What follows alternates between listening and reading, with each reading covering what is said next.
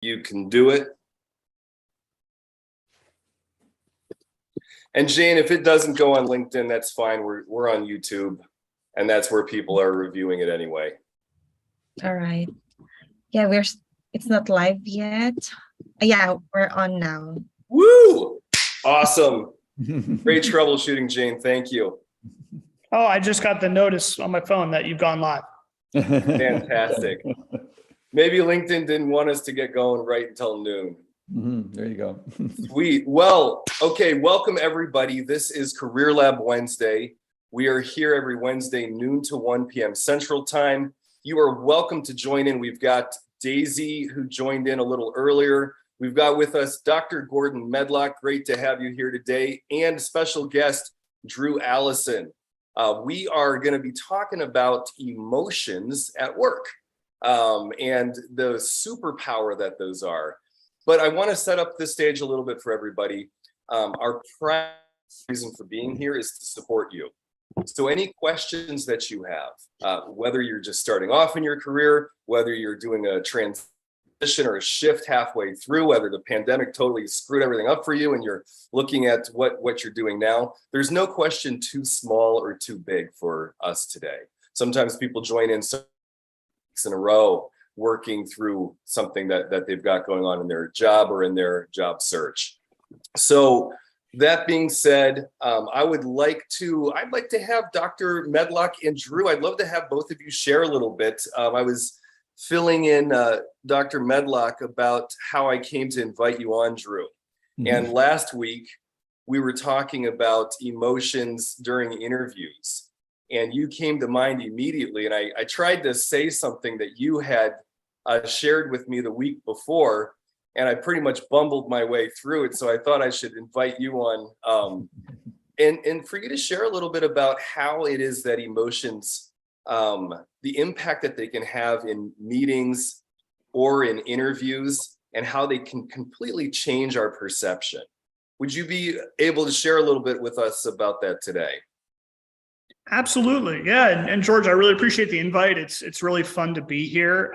Just to give folks a little bit background on me, I spent 10 years in the high-end retail space. So I was hiring, training, developing teams and store managers across regions for both domestic and international retail companies.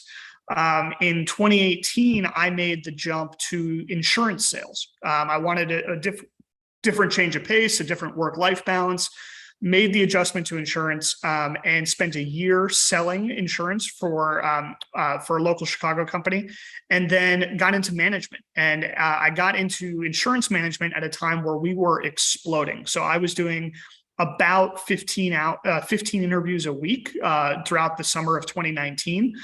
So I've done hundreds of interviews in my career. I've been on the other side of it as well. And emotions are a huge factor in how I determine the success that I have in an interview. And I define success a little broadly as well, and I can touch on that in a second. But one of the things that George and I were talking about that really resonated really started with Dan Siegel, and American psychologist, who defined emotions as an awareness of a change in integration.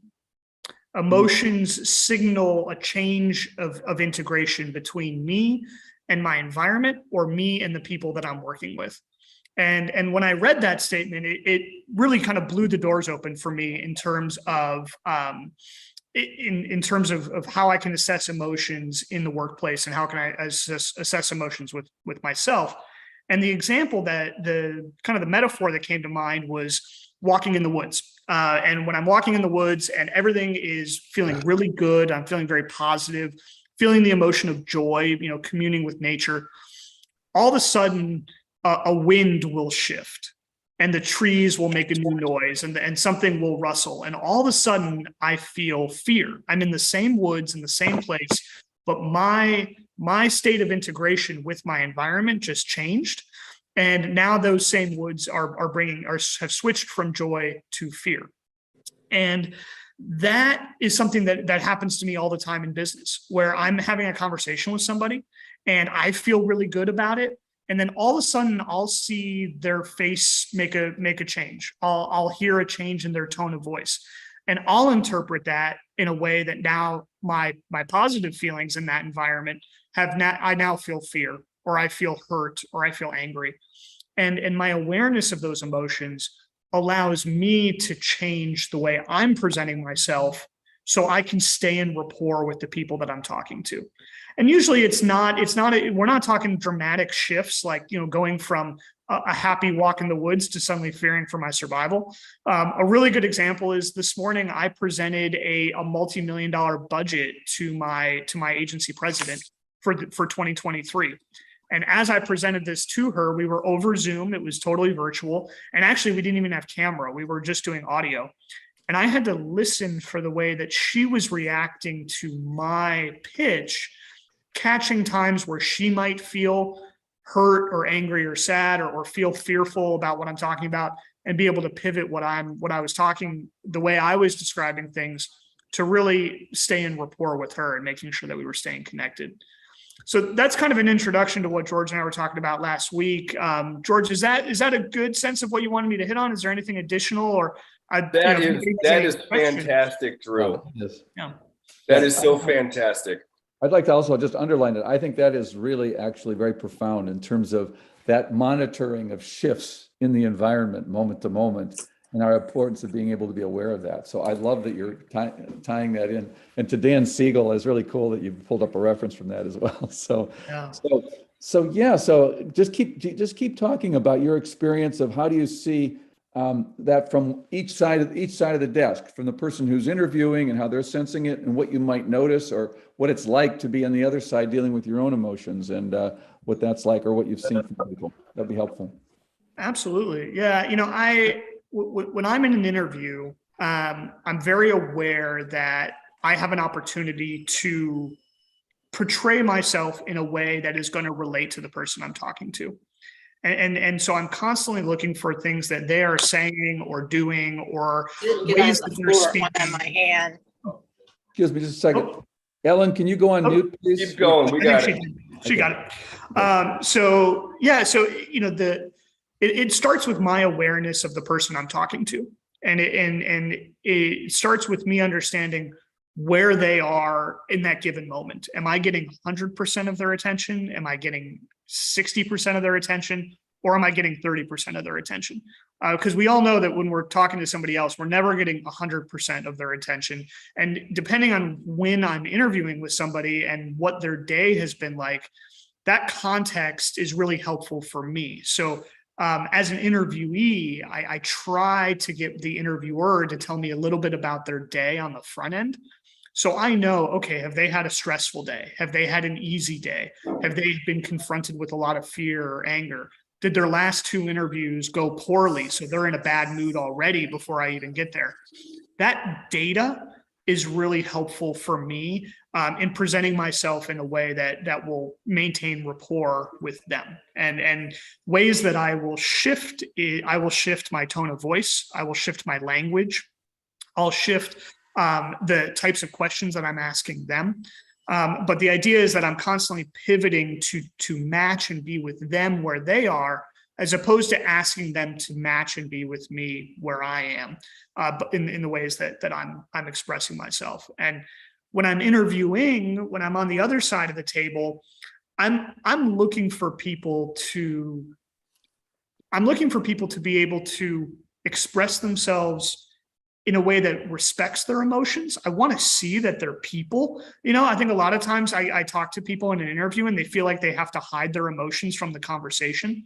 I want to see passion. I want to see excitement. I want to know that you have fears, you've been hurt, and how that's played. But I also want you to come to talk about those emotions in a really reflective, intelligent way. And I kind of hesitate to use the word intelligent. It's not really about intelligence, but I want to see how the person I'm talking to has learned from the emotions that they've had. So if, I often will ask people, tell me about a time where you failed. And what I really want to learn there is how did you handle hurt and anger? Where, like, if you got angry and you failed, how did you handle that? And I'm looking for people to answer me honestly, and not to kind of give a, like, oh, I've never failed, or or to kind of like sugarcoat it. Like, I'm often looking for a real insight into the emotional intelligence of the person that I'm interviewing. Drew, we have to have you on when we're doing some mock interviews on here, because that is so freaking helpful for what you're saying right there. That is a very common thing that people will bring in, which is, how do I respond to the question, tell me about a time you failed? I hate that question. Or even the question, tell me about yourself. And what I'm hearing you say, I'm going to translate a little bit, is to be honest about, like, this is who I am. I'm a person learning and growing. And these are the ways that I've done things well, haven't done things well. And I'm really curious about the position here and how this is going to help me develop, and how attractive that is. And so it's not a thing of like, I'm going to give you all the right answers because I've completely assessed exactly what you're looking for, and I'm just going to make sure that that I know exactly how to do this job, because all of a sudden, like, then we're not in contact anymore. That's kind of what I'm hearing you say. How am I doing? I mean, 100%. And I'll underline the fact again that I spent 10 years in one industry, the retail industry, and I made the conscious decision to switch to the insurance industry and start over after 10 years. Now, in a lot of ways, I was starting over. It was a new product. It was new. It was a new environment. I never worked in an office before. My first day walking into an office, I was like, what? This is crazy. And so I had all sorts of fear and hurt that was bubbling up for that. But so I was in an environment where I had to sell my retail experience as transferable skills to the insurance world. Whoa. And I think that's something that's very relatable to a lot of people, because there are a lot of people changing jobs. And I know my wife wouldn't mind me mentioning, during the pandemic, she moved from retail to HR, and she applied for 130 jobs. She went on over 40 interviews and finally found the absolute perfect fit. And I made a misstep when I first was going into insurance. I joined a company. Luckily, it was a training and like an apprenticeship program, and it ended up not being the right fit. And I had to learn more about what I didn't know and learn more about the industry, so I could then make a more educated decision later. But the ability for me to translate my skills from the retail side to the insurance side, that put me on the defensive going into an interview. I felt inadequate because I didn't have insurance experience, and so I had to overcome that and say, this is what I did in the retail space, and this is exactly how it translates to the insurance space. So having a strong understanding of, and I'm glad you mentioned mock interviews, because I had a ton of conversations with people about how I could relay my story in a way that would make sense in the insurance world and really relate to the people I'm talking to. And mock interviews are a huge benefit to me at that time. And it's kind of a long way of answering your question, George, but by having a strong understanding of how my skills translate, I was better equipped to talk about how my emotions translated. And the fears that I felt in losing a sale in retail are the same fears I would feel in losing a sale in insurance. And the same anger I feel in, minutia office operational stuff, which is not my forte, is the same anger I'm going to feel in retail and insurance. And being able to show people that I've been processing and handling these emotions for over a decade professionally, I'll be able to take that experience into your company and into our company, and be able to really to bring that and to use that to go forward, as opposed to genuinely starting over, which is, there's often that misinterpretation that just because you change careers or industries, you're starting over, but your professional background follows you wherever you go. Yep.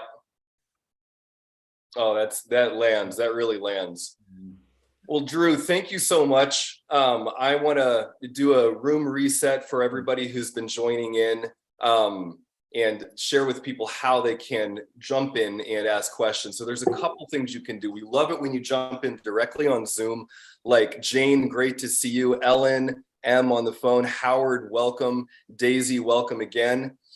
You can jump in on Zoom and you're welcome to type your questions into the chat here, or we love it when you come on video and you can work with us directly. Our job is to support you, so it doesn't have to be about the topic, but whatever's on your heart in your career right now, we are here to support you. If you can't jump in on Zoom, you can type your questions into the comment section, either on YouTube or on LinkedIn Live. Type those in there. Jane will get those over to us, and we'll do our best to get to your questions if you're entering those in through the comment section. So again, welcome everybody. This is Career Lab Wednesday. We've got Dr. Gordon Medlock and Drew Allison with us today. Hope you were able to catch what Drew was just sharing about. If not, you can always jump back and review the beginning of this video. This is very, very useful stuff in our careers this day and age, as we've got a lot going on.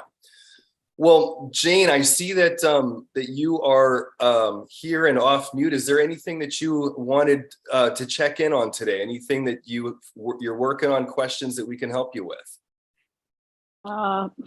Let's see, where was I? Oh, I see you there. I'm just listening.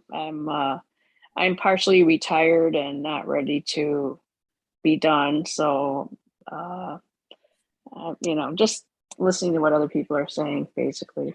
Awesome. Jane, welcome, and good to hear that. That's one of the key things as people are in the job search. It's one reason why we have this lab available for people to join in, is just networking, exploring, beginning to taste what's out there is part of the process. Oftentimes we found that people think they have to know exactly what they want. Well, it's useful to be moving towards something very specific. If I'm waiting to have the exact thing before I start engaging, jumping in meetings, etc., I may never get anywhere. So I love that you're here today, Jane. So welcome. Thank you. Good.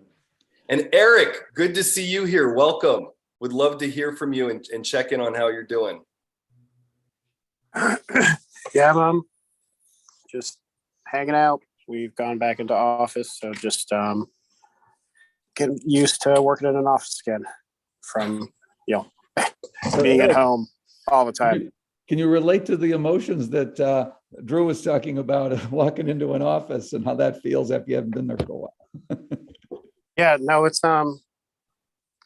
definitely, it's not new territory, of course, because I worked in an office before, but when you've been out of it for almost 2 years, it's basically like new territory again. So yeah. Well, yeah. Good to hear. Yeah, very much so. Yeah. I just want to underline, I think, Drew, what you've shared has been really, I think, important. And I just want to underline a few points on it. First of all, what I'm noticing is that you're very in touch with the emotional impact of different situations and how those translate across different environments. So you're able to see the continuity.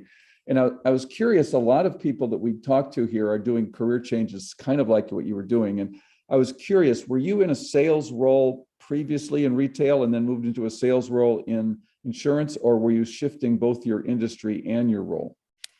So I was always in sales in retail. I got to a point where I was regional leadership, so I was overseeing multiple stores, but I was always doing it from the front. Like I was always active with my clients, and we did a lot of clienteling in my space, and so sales was always a large part of what I did.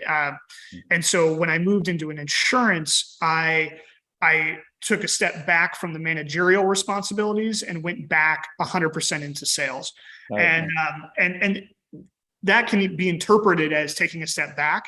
In reality, because from a very objective standpoint, I was actually making more money in 100% commission insurance sales than I was in, there. But also it gave me a chance to get back to managing myself and managing my time and my priorities and sort of going back to basics as a manager a little bit. And then about a year into insurance, I'd say a year after I moved to insurance, I was doing a very similar role to what I was doing in retail, which was leading from the front and selling, but also managing a team.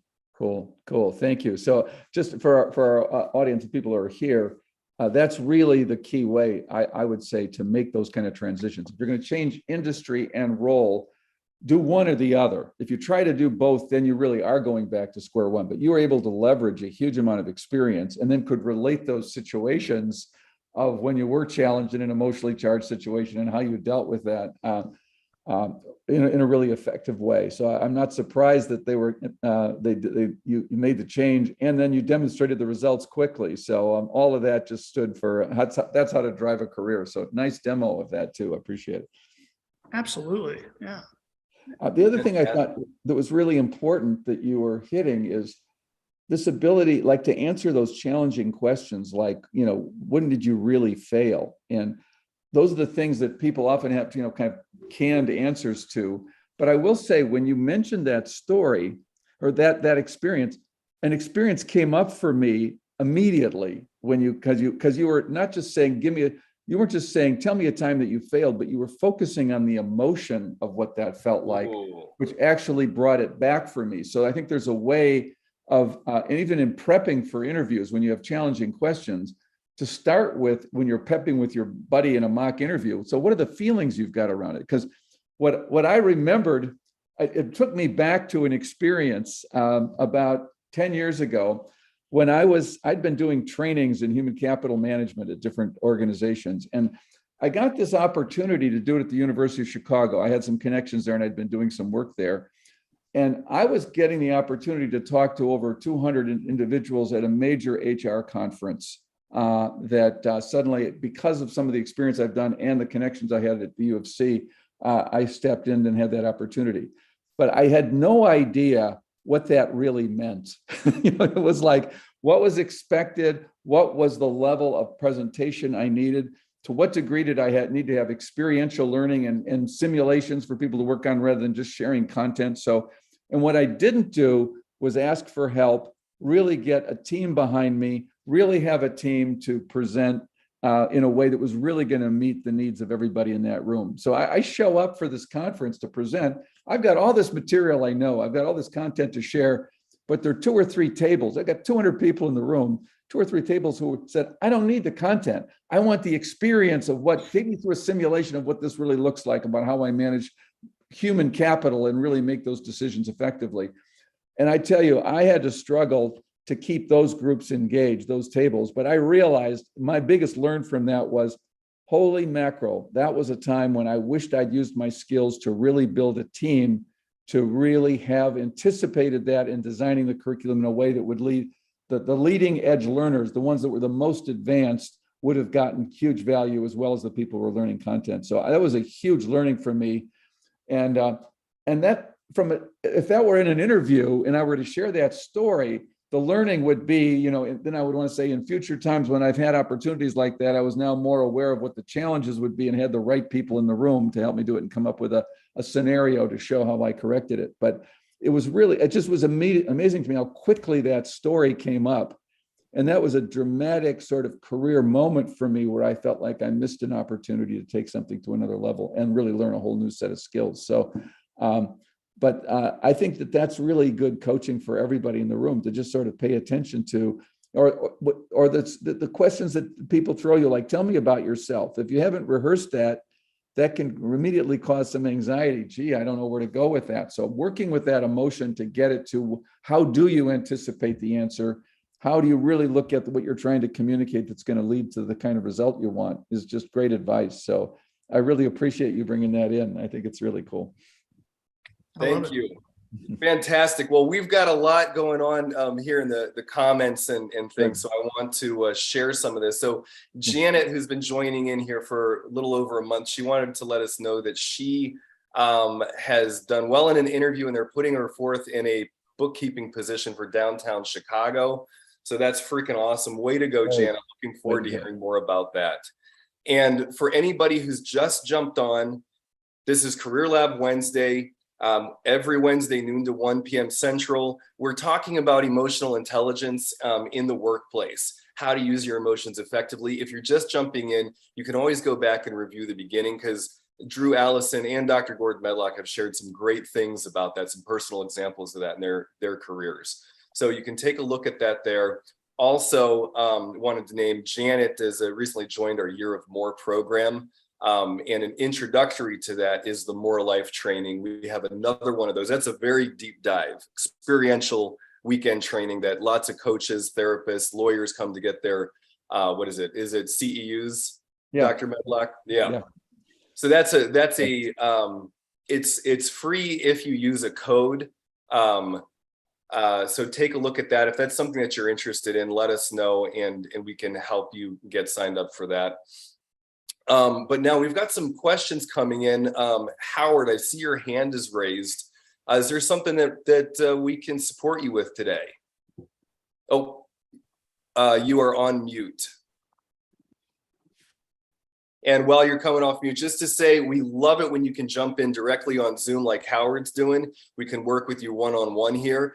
If you can't do that, type your questions into the comment section and Jane will get those over to us. All right, Howard, welcome. All right. So thank you so much. So you can hear me now, obviously. Sure. We got you. Okay.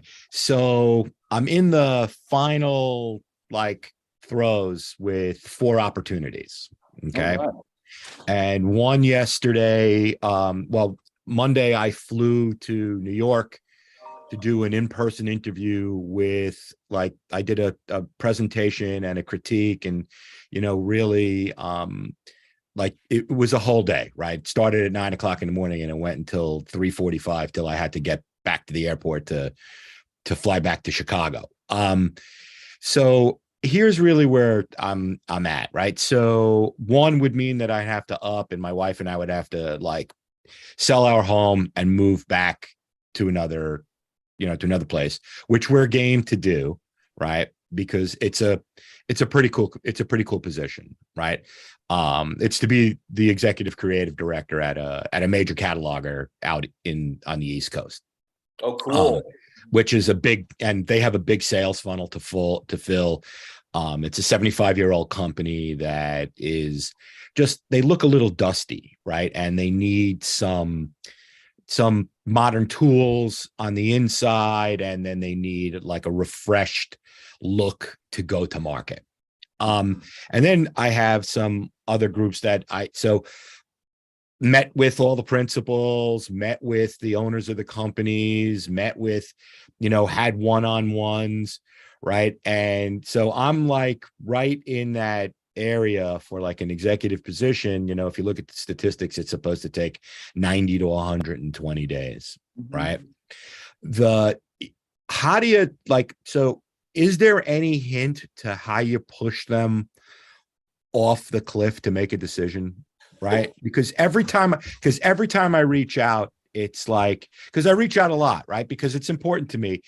They're all around creative or creative operations or running an agency, or because that's where my background is. And, it's all about that, right? And it's I get a lot of thank you for your patience letters, right? That are, because I'm following the companies, I see what they're doing. I'm not, and I'm trying to show them that I'm interested in them, because I think it's important that they know that, because some of this stuff has been going on since July 2nd, so, and I want them to know that over the last 4 months that I've, been interested and really think that these jobs would be good for me and I would be good for their companies.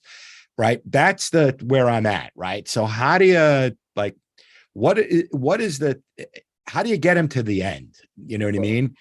Here, I'm not going to lie, right? Being out of work, I got very nicely severed by the company that I was with, but it's starting to, my wife and I are starting to run lean, and I don't, you know what I mean? And I don't want to run out of money, and I don't want to put anything in jeopardy. And, it's starting to, I think that we have another 60 days, right? But I don't really want to get to that 60 days and then say, now what am I going to do? I don't want to be forced to take a job just for the dough.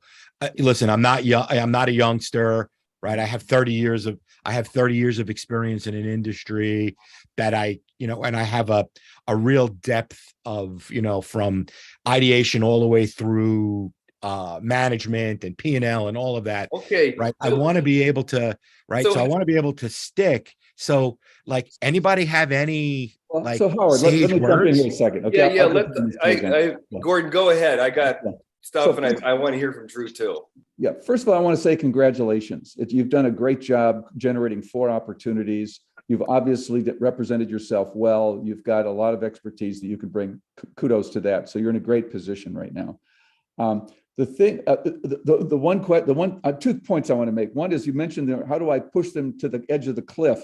What you're realizing there, that metaphor is, oh, there's some fear here, right, on their part as well as yours. It's a big decision. There's always the fear of the wrong hire. So there's a lot of fear on their part. So my question for you is, given our theme that Drew's been talking and George Donald have been talking about in terms of the emotional impact, what's your sense of your relationship with these people and who you're feeling is the one that's the best fit for you and where the rapport is strongest and where you feel have an intuition or sense of this is the one I want to move with? And let's just talk about that a little bit. So I have 2 of them. The one that I met with yesterday, it's a family-owned business. They've been at it for 75 years. There are family members involved in the business, and we had a lot of I'm from New York originally, so we had a lot of commonality from our upbringing and where we're from in New York. And there was a lot of how you play geography with people, 6 Degrees of Kevin Bacon, right? We played that, and it's very funny how we might not have known the exact same people, but we knew of the companies that we were talking about, and we knew of all the resourcing. And then I had a meeting last week on Thursday, which was a little bit of a surprise. I met with the let's call it the decision board, right? Which were the principals of who I would be joining. And I was at the top of their list. So I met with the owner of the company because he happened to be flying through Chicago last Thursday. So I went Monday to Thursday, which in my book means a little bit of motivation on their part, and that they thought that I was a viable candidate. And he and I hit it off like we knew each other already, right? I mean, we had very, very similar sensibilities. We believed in similar kinds of, DE&I and the importance of retention and the importance of how you talk to people to stimulate, when we're in the creative field, and when you're going to be the VP creative of a company, it's not just getting the work to the client on time and making it look beautiful. There's a lot of other ancillary responsibility that comes with it because now you're the principal, right? And he and I hit it off. Like, I thought we hit it off. We had a really, what was supposed to be 2 hours lasted into like 4 hours, and then him inviting more people to the meeting because there were people who were from Okay. All good. Cool, you know what I mean? So I didn't really feel any rubbing. I'm hearing that you've got 4 great leads and you're wanting to push them forward. Have you decided which one you really want the most? The 2 that I'm talking about right now. Okay. The other 2, one would be rejoining a company that I've already been with. Okay. And cool. it would be taking a lesser position, so that's more or less for like the money. Yeah. Right? So let's focus on the 2 you want. Okay. Yeah, that's where we are. In what Drew and Gordon have been sharing about is using the emotions that you're feeling to help move you forward. And tell me where I'm on and where I'm off here. But as you're sharing, I sense, there's a lot of we'll just say anxiety. And that's, because it's like, here's this thing, you're totally excited about these 2. You want them. You don't want to screw up anything in the process and make you look bad. You've got these good relationships, etc. But what's in the way of you kind of sharing that with them? I have. Okay. Yeah, I have. Like, at the end of all of the meeting, I felt so comfortable at both of these meetings that, I just came out and said, so when can we start? Right. And, one of them. Well, that's a little different than what I was saying. So explain then maybe I took it the wrong way. the personal side of it, I really like this. When can we start? Here's what I've got going on. I've got other opportunities. I've got other offers. And I'm really excited about this one, and I can't hang out forever. Is that something that you could do? I think that I could do that with actually both of them. Okay.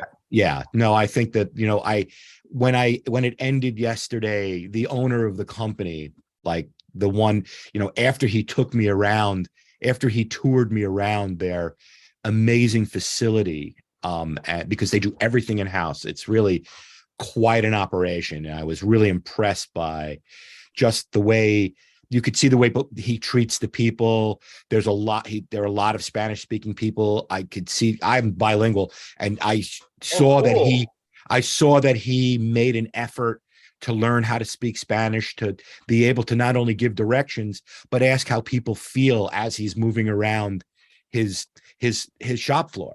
Right. Mm-hmm. And I was very impressed by that.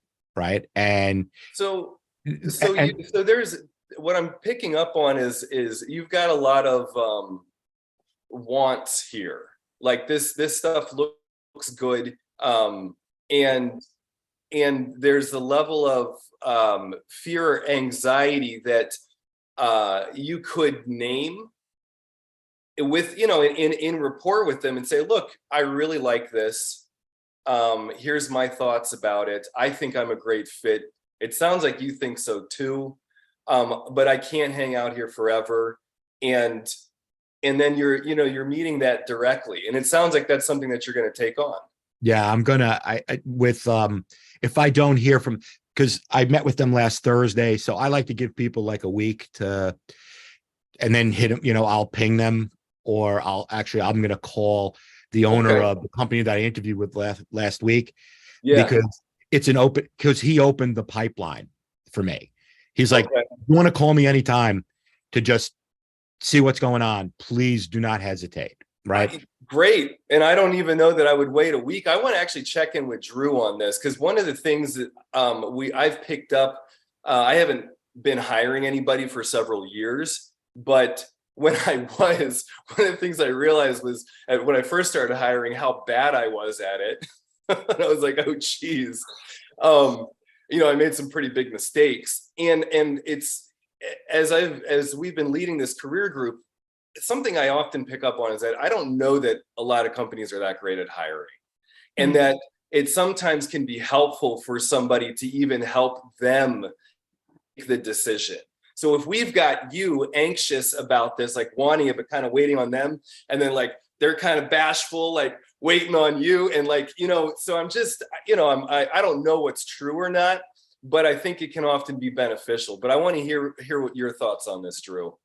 Well, I appreciate that frame, George, because there's a couple things I'm picking up on, the desire to,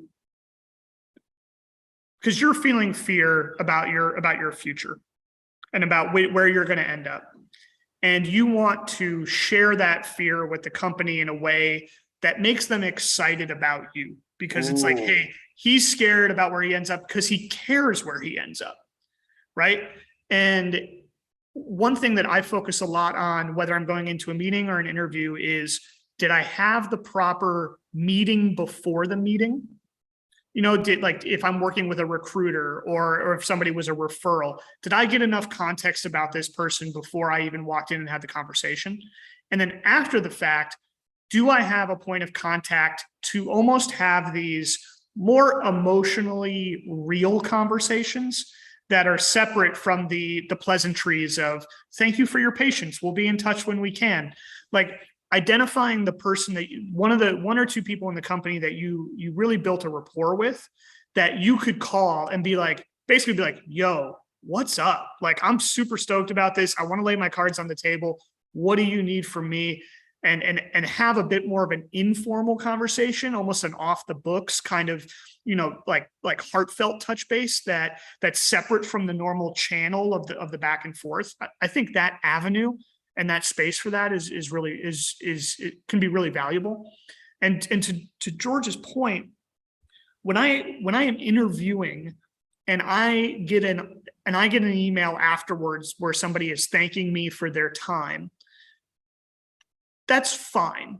But everybody should be doing that, right? And a canned letter that's like, thank you for your time is okay. You're going above and beyond a little bit. But what I really want to see is what you emotionally took away from the interview.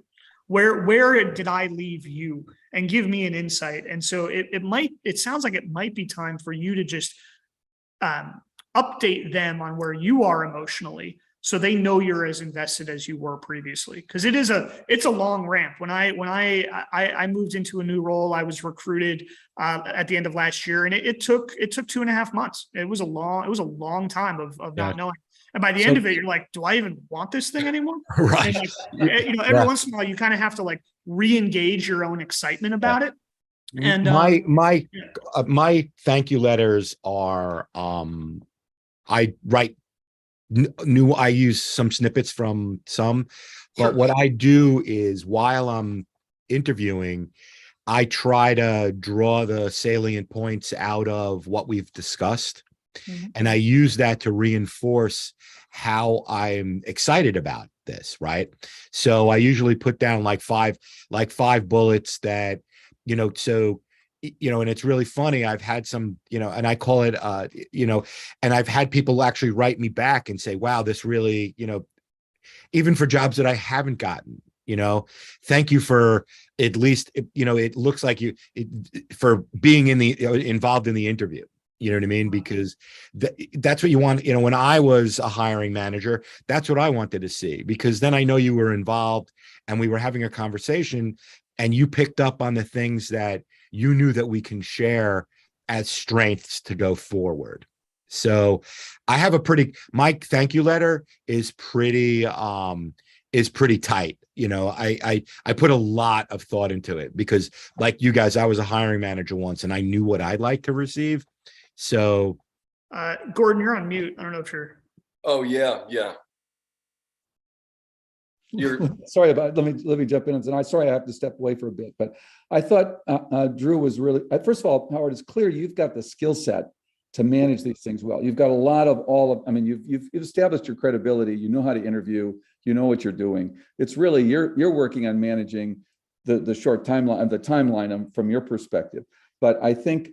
I really thought Drew had a really good point. I just wanted to see if that landed around using the sort of informal channels to have a more personal conversation about where you are. Did that ring true for you? Did you? No, it definitely does. I mean, there's one that it was very it's for an agency here in Chicago. They're on the grow. I understand their business model. We talked about, and, with their two of the partners, and then I got to meet the owner. He invited me to like a club in, like a place to eat breakfast, a club in Chicago that's pretty exclusive, and I met, and we met at this venue and we spent 4 hours talking about like what we can do to improve and how we can, build the agency and how we can, we talked about like all of the things that you're supposed to talk to. Well, and then so we talked about Howard, I want to jump in with something more here, because the more that I'm hearing you share, it's like you've got it. You've got these two things, and I'm starting to have the question of, I wonder, and this is kind of a coaching thing for everybody. If you're jumping and you want to go back and watch this whole thing, and Howard, it might actually for you to go back and review it. Because it sounds to me like there's some kind of a limiting belief. Because to me, it's like the guy even said, reach out and call me anytime you want.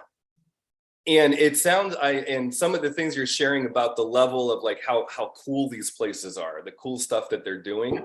I'm noticing for me that if I was in your shoes, I would be like, dang, am I good enough? I would have this, even though I have the track record, even though I know I am, but on some kind of emotional level, there might be this thing of like imposter syndrome or whatever. Oh, I do that every day. Okay. I do that every day. I mean, it's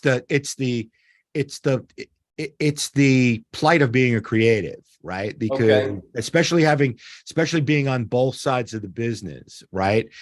the business side and the creative side, you always feel that insecurity, right? And there's and it depends on how it manifests itself. For me, it manifests itself that I need to ride my bicycle, right? That's how I kind of reaffirm my confidence, right? Yeah. You know what I mean? You torture your body and your brain goes away.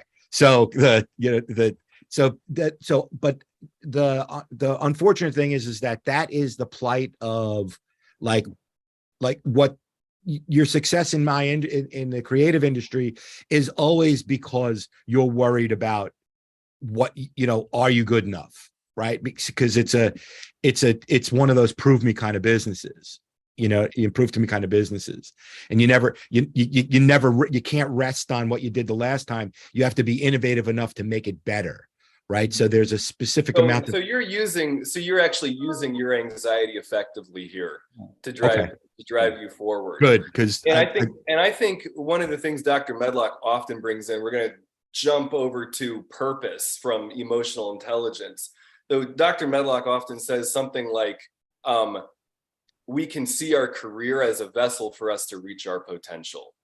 Like we want that to be, and it sounds like even in this interview process that there's a level of you kind of moving into your next level of leadership, your next self, however we're going to frame this, that you're taking on here, and that you're going to be doing that in one way by reaching out and saying, hey, and moving the relationship forward, and you taking the initiative on that. Mm-hmm. In perhaps a way that you haven't in the past. And so you're actually stepping into a new level of leadership and authority here.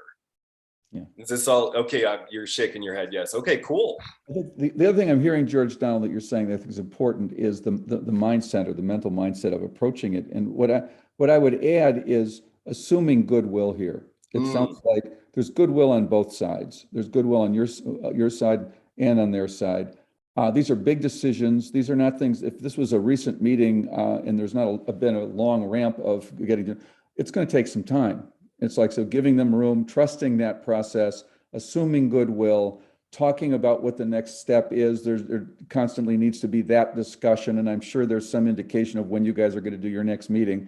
Trusting that's okay. And noticing that whatever the anxiety is about your timeline, it's really, in some sense, not the decisive factor. That in some ways they don't care. They don't care about what your timeline is, to be honest. Very much so. Yeah. Are you the right guy? And so by you, to kind of what Drew's point was, managing the fear in a way that conveys your care and interest about the job. That's the only conversation that's really worth having right now.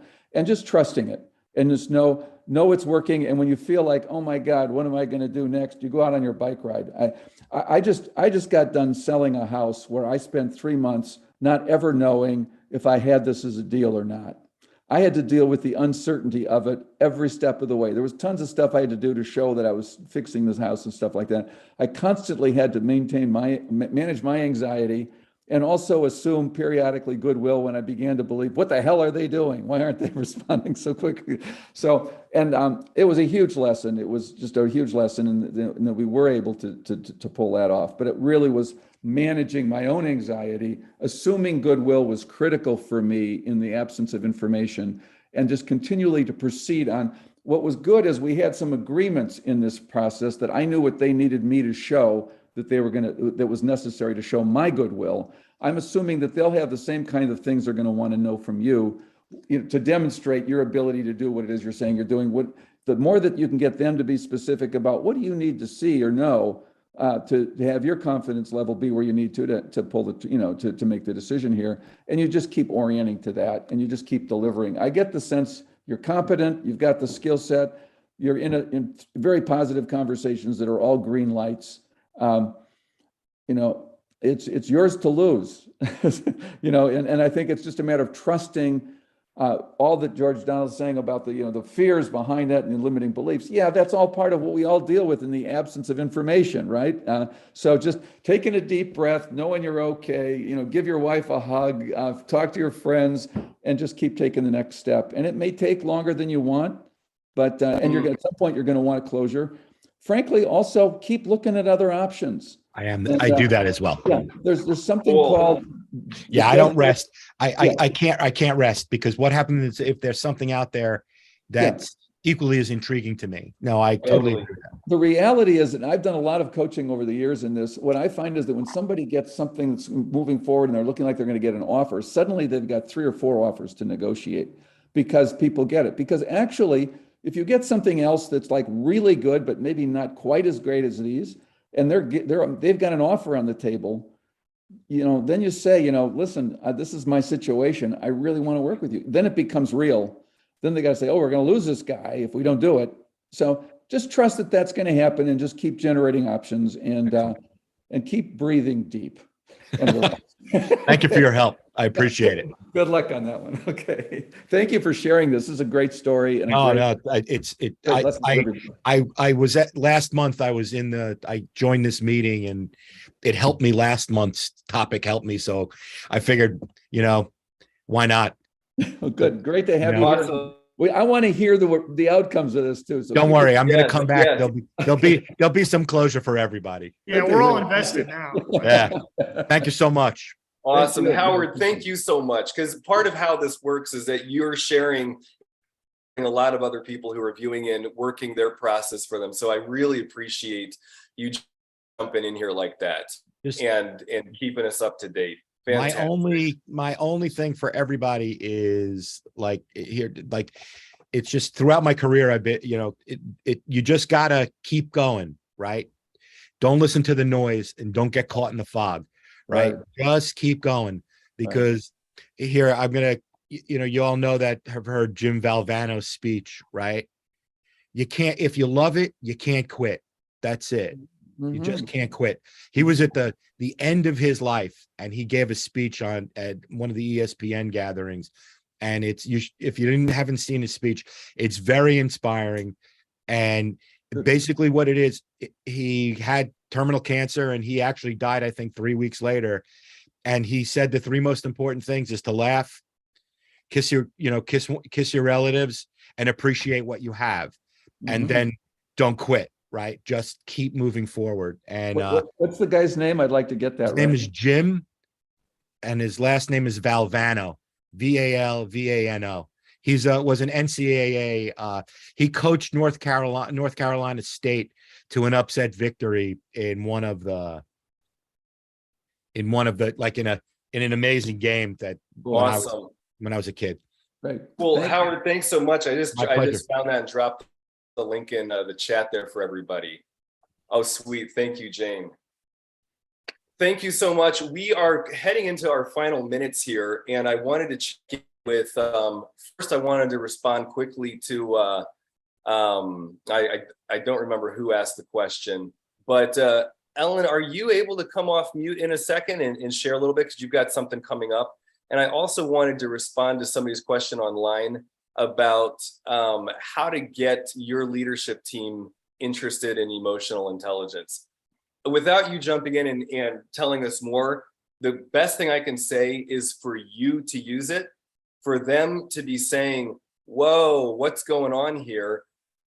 Why is Ramonia influencing the team the way that she is? I think if I'm looking at the right one, you're in engineering. And that's a spot where historically there's not a whole lot of quote unquote emotional intelligence, or it's not a focal point there. So I suspect you could probably make a pretty significant impact with how you're interacting with people. So take a look at that. If you can jump in next week, that'd be awesome. I'd love to hear more and support you in this. But the way you're going to be able to do it best is by you leading by example. Now, Ellen, are you able to come off mute and share with us? Okay, cool. I'm interviewing for a position of administrative assistant on Sunday on Signal. And right now I am kind of in a semi-management position. And what I do is I help people who have mental health and chemical dependency problems. And then I also have a lot of administrative tasks that I do as well. So I really enjoy my job, and I've been working for the same company for 28 years. And I thought I was well paid until I got this they say I'm on the short list for this job, and it's a lot more money than what I'm making. It sounds like something I might enjoy, but I'm worried about what if I'm not able to help people in this job? What I'm able to help people in my present position. Oh, I love this, Ellen. This is so good. This is gonna, we probably won't have time to fully explore this, but can I just offer some high level observations here? Yes. So, okay, if you're going in to a metal company that's trying to eliminate the carbon footprint, how many people there, and you're used to facilitating people's kind of development from some pretty challenging, substance abuse things, I'm imagining, right? Substance abuse and extreme people who are suicidal. Okay. So this is kind of like what somebody was sharing earlier about, Drew, what you were sharing about transitioning from one industry to another. So if you're able to show up and help the people on the team, they're not going to have the same exact kinds of problems, but at the core of it, we're all seeking to learn and grow. We're trying to develop ourselves. And if you're able to facilitate that in the people around you, your coworkers, while doing your job and whatever else it is, you said that you kind of manage both, that might really be incredibly satisfying for you. And it will be a whole new set of challenges. There'll be a lot of that, but I just wanted to name that and see what your thoughts about what I just said are. I completely agree with that. I don't have a lot of Office 365 skills. I don't have any skill with Excel, and I know that they use Excel in this position. So Okay. I'm very concerned about that. Well, have you had the interview? Yes, you have. I'm having it Sunday at 9 a.m. That's on right. Signal. So, I don't know, Dr. Medlock, Drew, how would you approach this? It's a big question, right? Because you're right now you derive a lot of purpose in your current role. Your new role, the purpose is a question mark, but the compensation is really appealing. There's a lot of fear around the skills you may or may not have for the position. What I'll say about fear around skills is the best way to confront them, hop on YouTube and teach yourself a little bit and break down, because as soon as you learn a little, the scariness goes away. And then you can learn the more advanced stuff. It's getting your feet wet with that. And YouTube is an amazing way to do it. I did it with some creative things earlier this year that really opened the door for me creatively. That question about, a shift in purpose. My best advice would be to go into this interview with a lot of questions about who it is you're working with, what your role would be, what the expectations would be of you, and see if you can develop a roadmap of what the job would provide you emotionally. So you can assess if it's going to be a good fit for you, and try to keep the compensation to the side during that That's analysis. what I'm trying to do. And then I trust me, absolutely won't leave my job now if it's not a good fit. totally. I'm making enough money now that I don't have to worry about it. But I Okay. would like that extra. Well, I think it's great that you're doing this, and one of the things that comes up too is around your value and just you mattering, your value as a person in the workforce. And so as you're doing this, I'm excited to see, even if you stay at the company that you're at, but it should, especially if you're intending it to, give you more insights about how you could do your current job better, and the how much impact you're currently creating and how you can do that Yes. even more so. Yes. So I think this is a beautiful process. And Ellen, keep us up to date with how this goes. And I'm a writer, and I'm I write short stories and poetry, and I was accepted into the MFA program at Lindenwood for creative writing on the basis of a short story that I wrote. So I really need to get those office skills. Oh, okay. So there's more in it for you too. I mean, Okay, I do cool. a lot with the computer at work. I use Word. I do a lot, but it's not like I can hop on a PC Got and it. do something someplace else. Okay, If that makes Ellen, sense. we are right at time, and so I'm going to be cutting us off here. But you got to jump back in next week and let us know how it went. And Is this a weekly meeting yep, We meet every week. at the Wednesday same noon to time? 1 p.m. Central. And I just Every want to Wednesday at this time. I want to thank Drew for being here today. I thought it was a huge contribution. Would love to have you come back and join us again in the sequence of things. So Yes. really appreciate it. Great to be here. It's great to be with everybody. Thank you so much. And yeah, it was a pleasure. Looking forward to coming back. Okay. Take care. Thank Thank everybody. you so all. much, Drew. I'll jump off. Thanks, Ellen. Dr. Medlock, thank you. See Okay. everybody next week. Again, you can watch the replay of this on YouTube. It's streaming live right now. And we've got some evening webinars that take these topics deeper. Be kind to yourself tomorrow evening. Dr. Judith Wright is going to be leading that. And then in a couple weeks after that, I'm going to be leading a training on emotional intelligence. Would love to see you there as well. And then again, our signature program, the More Life Training, fantastic thing to come check out.